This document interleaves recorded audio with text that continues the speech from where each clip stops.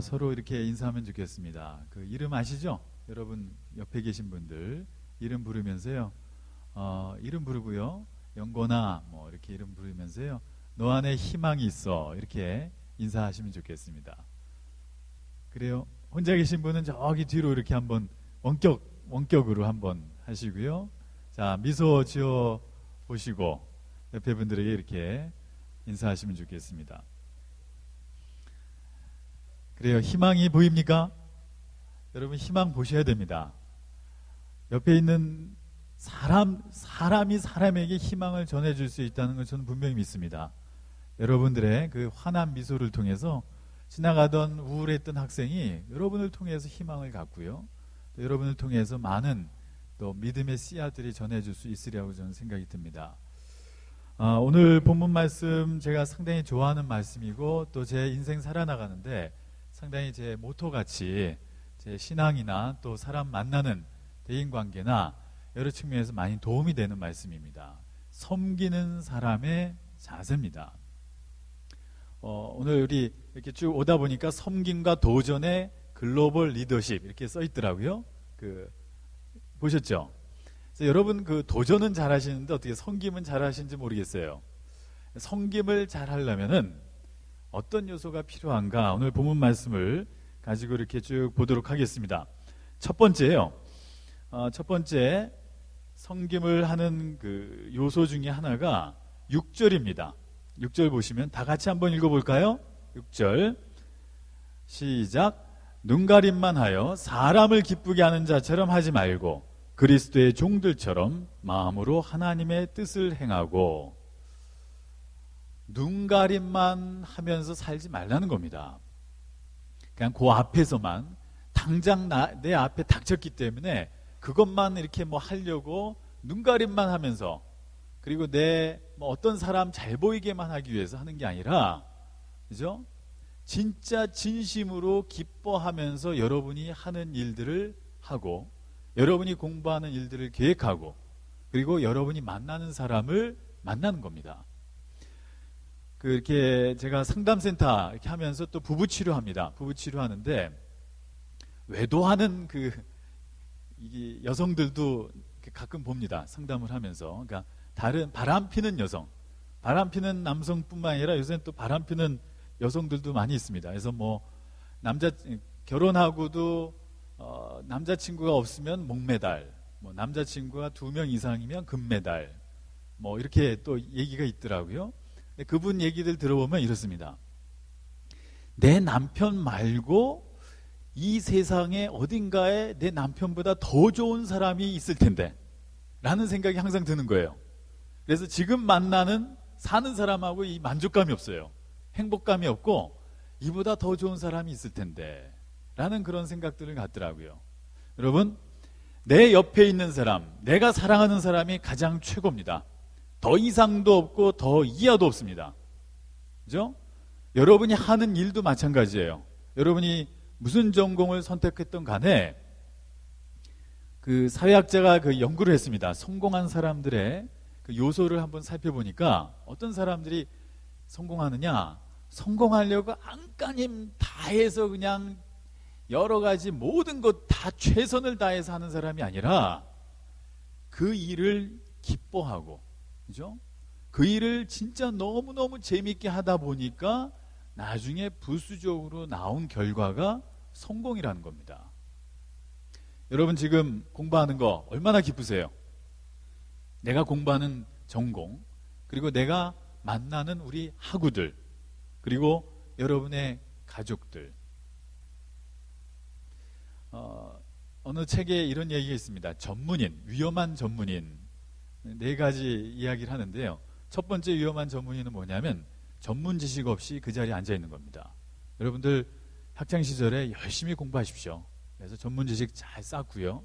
진짜 누구보다도 그 분야에선 1인자, 누구보다도 더 많이 아는 지식을 쌓으시고요. 두 번째 위험한 전문인은 전문 지식도 없고 소명의식 없이 그 자리에 앉아 있는 분입니다. 그죠? 그냥 이런 소명의식 없이 권력의 자리에 앉아 있으면 그거는 횡포입니다. 그건 상당히 잔인한 일들이 많이 벌어질 수가 있습니다. 소명의식 없이, 목적의식 없이 그 자리에 앉아있는 사람들. 세 번째 더 위험한 사람은요, 전문지식도 없고 소명지식도 없고 소명의식도 없고 그리고 건강하기까지 해서 오랫동안 그 자리에 앉아있는, 상당히 위험합니다. 그보다 더 위험한 분은요, 우리 그 교회도 보면 원로 목사님이 계신데, 원로 목사님이 이제 담임 목사님, 새 젊은 목사님 오셔갖고 이제 계시는데, 새벽 예배마다 이분은 아침잠이 없으시니까 한 새벽 3시에 오셔서 먼저 기다리시는 거예요. 그리고 이제 담임 목사님, 젊은 목사님이 오시면 조금이라도 좀 늦게 오거나 그러면 막 야단치시고 이렇게 하시는데, 어떤 분이냐면은 부지런하기까지 해서, 그죠?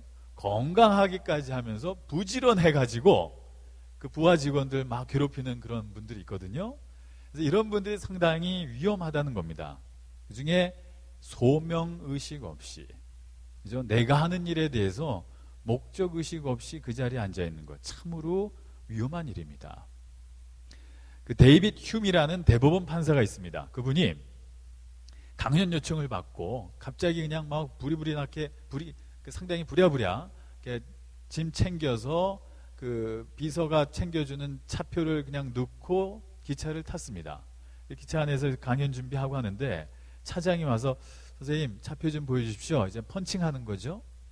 근데 이분이 그때서야 막 찾는 겁니다. 당황해가지고 표가 어디 있는지 막 찾다가 못 찾으니까 막 당황한 기색이 역력하는데, 그 차장이 이렇게 보더니 혹시 흉 판사님 아니십니까?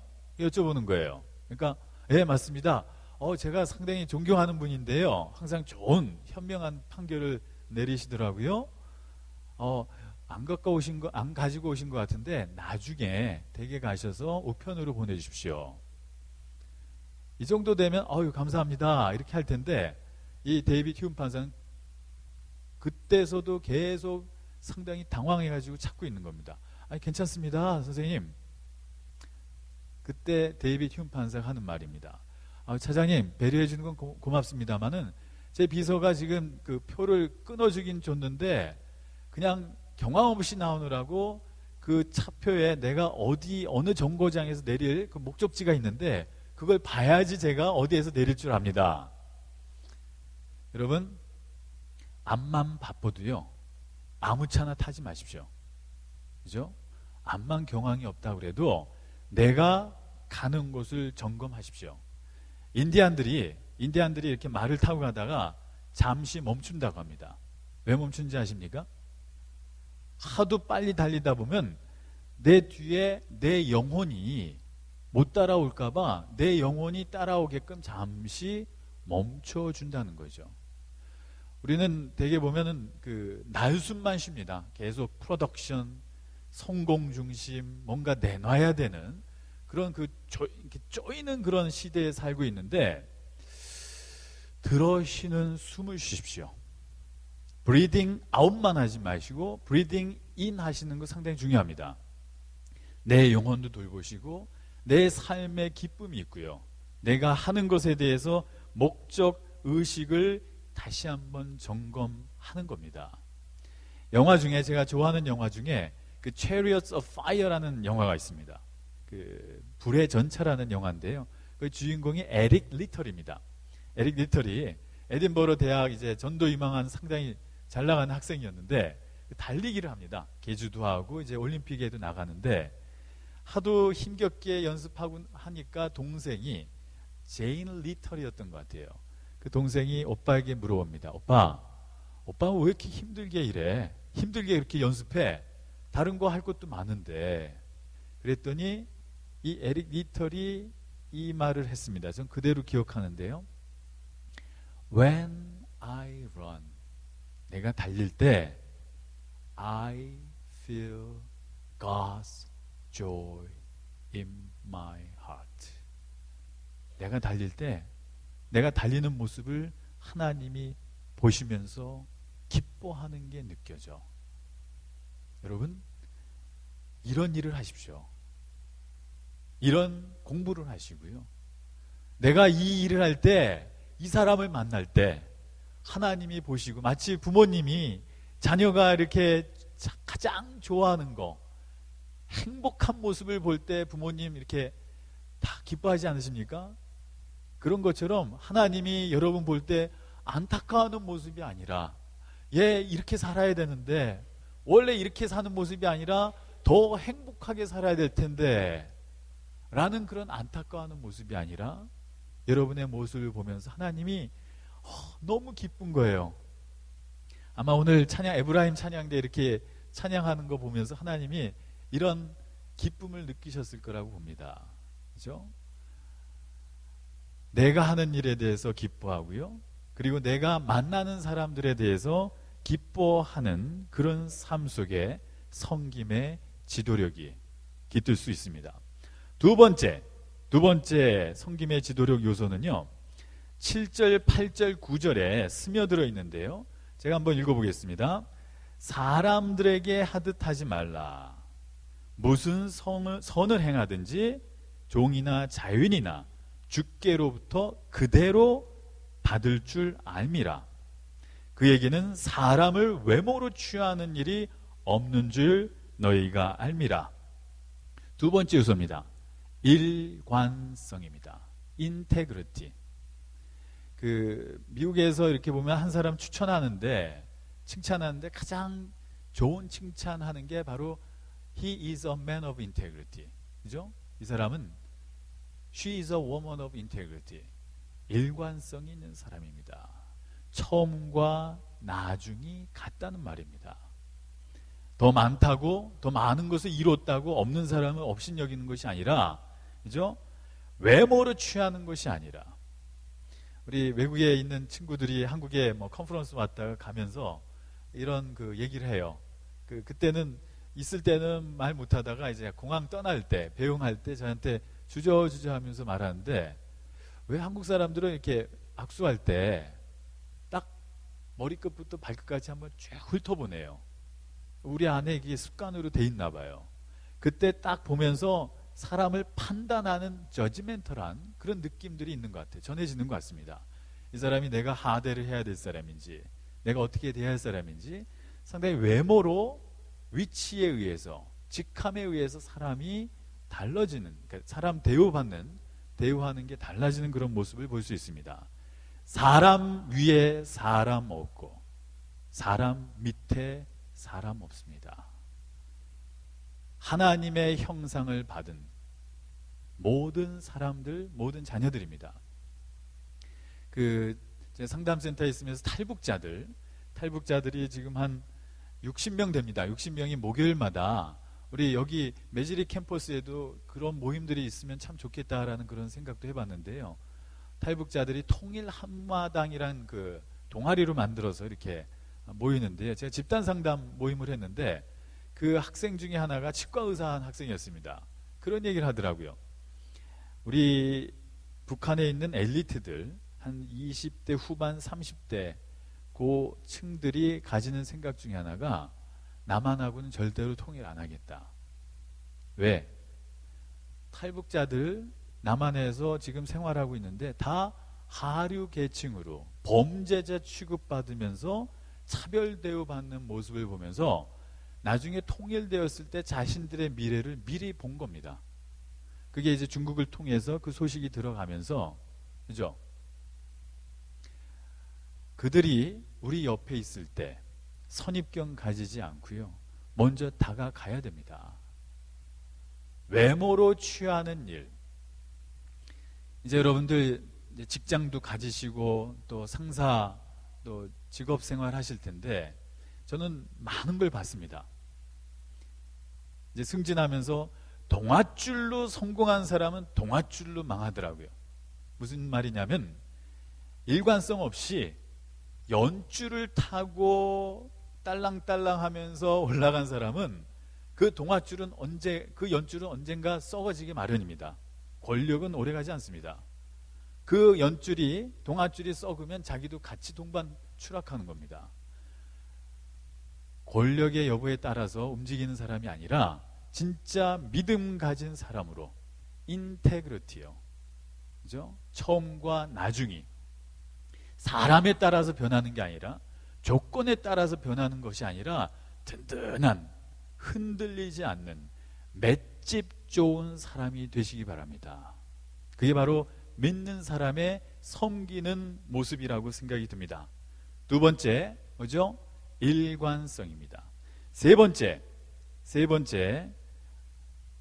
섬김의 지도력을 가지기 위해서요, 세 번째 중요한 겁니다. 그 중에 영향력인데요, 세 번째 보시면 이런 말씀이 있습니다. 8절에 보시면 이는 각 사람이 무슨 선을 행하든지, 선한 영향력입니다.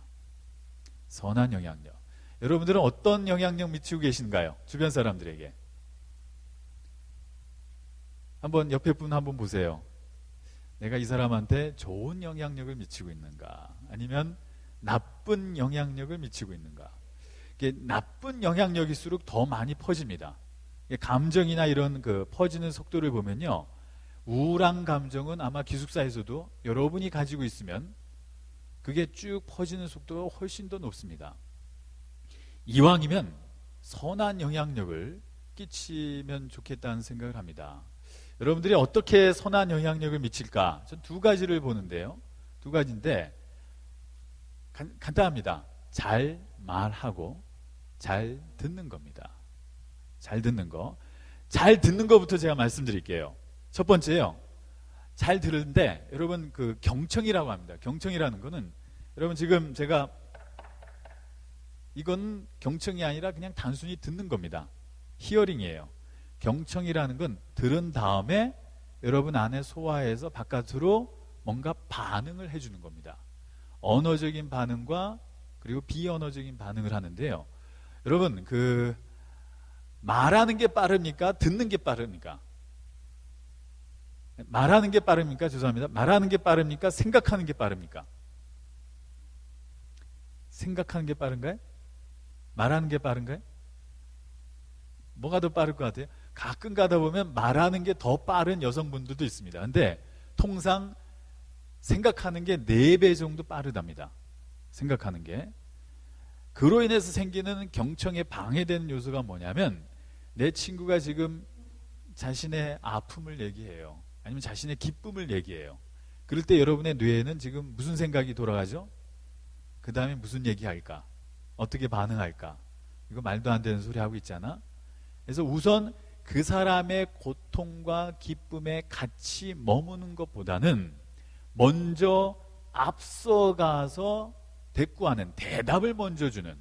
그 때문에 이제 친구가 말할 때 여러분은 생각이 앞서가면요, 저 사람은 나를 이렇게 듣고 있지 않다라는 그런 느낌을 주게 됩니다. 그죠? Here and now, 지금 이곳에 같이 들어주는 거 얼마나 큰 힘이 되는지 아십니까? 제 그 꼬맹이가 어렸을 때 서초구청에서 저 한남대교 쪽으로 이렇게 쭉 가는데 여름에 무더운 날씨였어요. 얘가 카시트 안에서 있는데 얘가 막 소리 질러대면서 울더라고요. 막 나온다고 짜증나게 막 울면서 그러는데, 저는 상담 배운 사람이거든요. 저는 어떻게 해야 되겠죠? 같이 감정에 머물러 주면서 공감 반응해 주는 거 해줘야 되겠죠. 근데 솔직히 고백컨대 못했습니다. 저도 짜증이 나가지고 그냥 뒤돌아보면서 기선이거든요. 기선아, 앉지 못해! 했더니 얘가 어땠을까요? 진짜 아버님 알았습니다, 제 참겠습니다, 이렇게 하고 딱 했을까요? 그렇지 않습니다. 더 빠락빠락 울어대더라고요. 근데 저희 아내는 상담이란 시옷자 근처도 안 갔습니다. 실내 건축한 사람인데요, 우리 아내가 이렇게 돌아보더니요, 기선아 힘들지? 조금만 참자. 저기 다리 보이지? 저 다리 조금만 넘으면 괜찮을 거야. 조금만 참자. 이랬더니 얘가 그때서야 숨을 쉬더라고요. 이 아이가 그 고통을 견딜 수 있는 힘은 어디에서 나온 걸까요? 이 세상에 누군가 내 아픔을 알아주고 있네. 먼저 앞서가서 답을 주는 게 아니라, 내가 사망의 음침한 골짜기를 다닐지라도 해를 두려워하지 않은 것은 여호와께서 저 푸른 초장에서 답을 가지고 기다리고 계시기 때문입니까? 이 말씀 맞나요? 아니죠. 어떻죠? 사망의 음침한 골짜기를 다닐지라도 해를 두려워하지 않는 것은 여호와께서 나와 함께 동행하시기 때문입니다. Here and now. 먼저 앞서가지 마시고요. 여러분 여자친구, 남자친구 얘기할 때 같이 머물러 계십시오. 그게 상당히 힘든 과정입니다만은 그게 바로 섬기는 자세입니다. 들어주는 거, 그죠? 감정에 머물러 있고요. 그리고 한 번에 여러 가지 문장, 질문 같은 거 하지 마세요. 한 번에 한 번만 하시고요. 제가 시간 되면 워크샵식으로 이렇게 할 수도 있지만 제가 큰 맥락만 집어드릴게요. 그리고 앵무새 기법이라고 합니다. 앵무새 기법. 누가 말하면은 쭉쭉 앞으로 나가지 마시고 그 친구가 말한 것을 다시 한번 반복해서 들려주세요. 여러분의 말로. 그리고 그 친구가 잘 말하는 단어들을 딱 이렇게 픽업해가지고 그것들을 여러분의 말로 다시 한번 리핏해 주세요. 재반복해 주시면은 이게 무슨 효과냐면 거울 효과입니다. 할 때 내 친구가, 내 남자친구가, 여자친구가 같이 들어주는 겁니다. 그 밀양이라는 영화 보면 전도연이 아이가 유괴당하고 밀양에 가지 않습니까? 밀양에 가서 아버지를 찾으러 밀양에 갔다가 유괴당하는데 그 전도연이 막 길거리에 막 돌아다닙니다. 그 괴한한테 전화를 받고 막 울부짖으면서 도와주세요, 도와주세요 울부짖는데 아무도 도와주질 않아요. 이창독 감독이 원했던 메시지가 이겁니다. 어느 누구에게 다 고통이 있을 수 있습니다. 여러분 앞으로 삶의 과정 속에 그런 고통이 있습니다. 하지만 그보다 더 큰 고통은 그 고통을 나눌 수 있는 사람이 없다는 그 고통이 더 심하다는 걸 보여준 영화가 그겁니다. 그래서 맨 나중에 송강호가 전도연 이렇게 머리 자를 때 거울 비춰주고 있지 않습니까? 그죠? 그게 바로 거울입니다. 메시지입니다. 다른 사람의 고통을 반영해 줄 수 있는 사람. 이게 반영입니다. 미러링 해주는 겁니다. 친구가 얘기할 때 그냥 그 다음 나가지 마시고 진도 나가지 마시고요. 그 자리에 머물면서 그 감정 파악하시고 같이 리프레이징, 앵무새 기법으로요. 같이 좀 말씀해 주십시오. 그러면 아까 우리 꼬맹이가 이 세상에 내 이야기를 들어주는 사람이 있네 라는 그 힘이 그 고통을 넘어갈 수 있는 커다란 에너지를 제공해 줍니다. 여러분 나 혼자가 그거 할 수 있어? 그렇지 않습니다. 저는 지금 제가 명명해 드리겠습니다. 기적을 만드는 사람입니다. 다른 사람의 아픔에 기쁨에 동참하는 그 순간, 저는 귀한 사진이 하나 있습니다. PPT 띄워도 되겠지만 예전에 일간지에 그게 나왔습니다. 기억나십니까? 지하철인데 한 아저씨가 그 지하철을 그 스크린도 만들어지기 전에요. 그 사이에 발에 끼었습니다. 발에 끼어서 막 사람들이 어떻게 하지 동동동 거리는데 그 옆에 어떤 한 사람이 진짜 얼토당토 안 한 생각이죠. 그 한 사람이 그 옆에서 그 기차를 밀으려고 하는 겁니다. 안간힘을 해서. 한 사람이 도저히 불가능한 상황 속에서 미니까 그 옆에 있던 사람이 같이 붙었습니다. 그래서 같이 밉니다. 그랬더니 또 한 사람이 더 붙고 그래서 한 6, 70명이 그 기차 한 량을 붙었습니다. 붙어가지고 구령합니다. 하나, 둘, 셋, 쭉. 그러니까요. 이 지하철이 움직였습니다. 움직여서 그 사이가 벌어져서 그 틈 사이에서 그 아저씨의 발을 뺀 사건입니다. 혹시 그 사진 보신 적 있습니까? 너무나도 아름다운 전 사진이라고 생각합니다. 한 사람이 움직이면요 분명히 붙습니다. 3인의 법칙이라 합니다. 한 사람이 움직여서 세 사람만 움직이게 되면 변합니다. 그 EBS에서 한번 실험한 적이 있는데 강남대로에서 양복 입은 사람이 그 중앙 그 버스 차로 있죠. 거기에서 그냥 한 사람이 이렇게 쭉 가르쳤습니다. 가르쳤더니 지나가던 사람이 별로 관심 없다가 그 다음에 한 사람 붙고 세 사람이 같이 붙어서 하늘을 이렇게 쭉 이렇게 쳐다보는 모습으로 이렇게 있었더니 지나가는 사람이 다 무슨 일 있나? 그죠? 한 사람, 두 사람, 세 사람. 이게 3인의 법칙인데요. 세 사람이 서로 같이 선한 일을 도모하는 겁니다.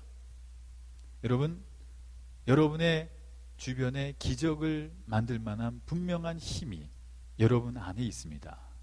선한 말을 하고요. 그리고 잘 듣는 것.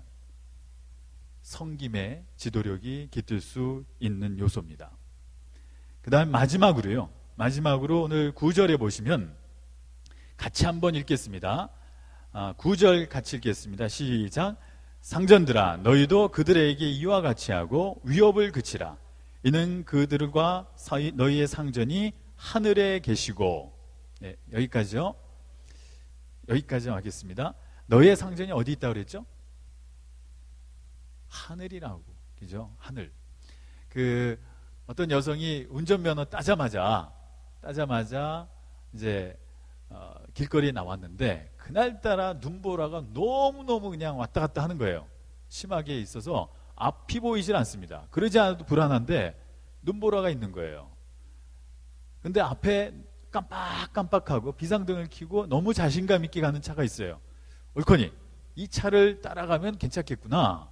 이 폭풍우만 좀 지나가면 되겠지 하고 그 차를 따라가는데 뭔가 느낌이 이상한데 아니나 다를까 그 차가 이렇게 뒤로 오더니요. 창문 내리면서 선생님 아까부터 저 따라오시는 것 같은데 저 따라오면 안 되시는데요. 저 지금 이 주차장 눈 치우고 있는 차인데요. 저 따라오시면 안 됩니다. 그죠? 아무리 앞이 안 보인다고 해도요. 따라가지 말아야 될 것을 따르면 안 됩니다. 여러분 앞으로 이제 우리 바빠지실 거예요. 바빠지시고 스케줄도 잡고 그러면 상당히 바쁠 텐데 우리 학생들 이렇게 쭉 분석해 보면 바쁘고 허둥대는 사람들의 특징이 있어요. 뭐냐면 일의 우선순위가 없어요. 프라이오리티가 없어요.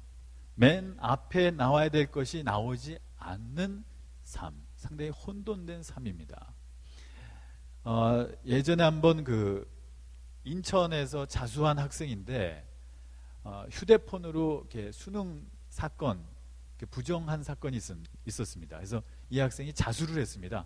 자수를 해가지고 저희 상벌위원회에서 이렇게 징계 수위를 정하는데 제가 상담을 했습니다. 상담을 해서 쭉 하면서 이 학생한테 물어봤어요. 너 나중에 학교 졸업한 다음에 뭐 하고 싶니? 법대 다니는 학생이었는데요. 이 학생 하는 얘기가 저는 제 대답은 예상된 대답은 이거였습니다. 어렵게 자란 학생이었거든요. 그래서 나중에 인권 변호사가 되겠습니다. 뭐 이런 얘기 할 줄 알았더니 이 학생 하는 얘기가 뭔지 아세요? 저도 제 귀를 의심했는데 사법연수원에 들어가서 오메가 시계 찬 남자랑 결혼하는 게 제 꿈입니다. 이 얘기를 하더라고요. 저는 그래서 농담인 줄 알았어요. 근데 진짜 진심이더라고요. 이 학생의 삶의 순서가 지금 어떻게 되어 있습니까? 가치관이. 그렇죠? 여러분 삶의 우선순위가 뭔지 지금 다시 한번 점검해 보시면 좋을 것 같습니다. 사람을 만날 때 기뻐하고요. 항상 일관성 가지고요. 그리고 소명의식을 가지고요.